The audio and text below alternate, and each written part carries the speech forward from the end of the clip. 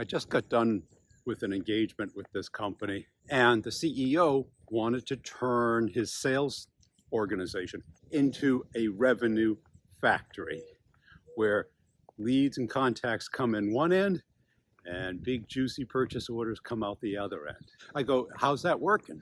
Why am I here if you've already got a factory? He goes, well, the percentage that is coming out is so low, meaning that it was like under 20% of the very best deals, the deals that they had committed and expected to close that particular quarter. Well, that's not a very efficient factory now, is it?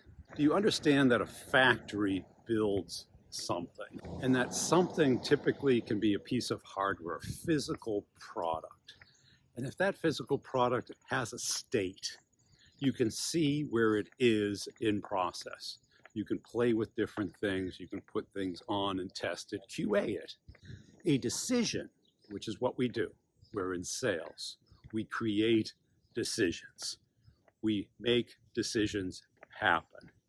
A decision is much more like a tipping point, meaning that its previous state is very different than its outcome state. Somebody signs a contract, whatever it is that causes that commitment, the decision. That's not a piece of hardware. It's a tipping point, like what Malcolm Gladwell talks about in his book, where something goes from one state to another. Water goes from a liquid to a solid, from a liquid to a gas. That is a tipping point. My point here is, if you treat it like you're building something that's physical, you're missing the point. The focus needs to be on what will cause that tipping point. That is one of the critical qualifications. Can that tipping point be created? An executive meeting, some level of urgency on their requirements, not ours.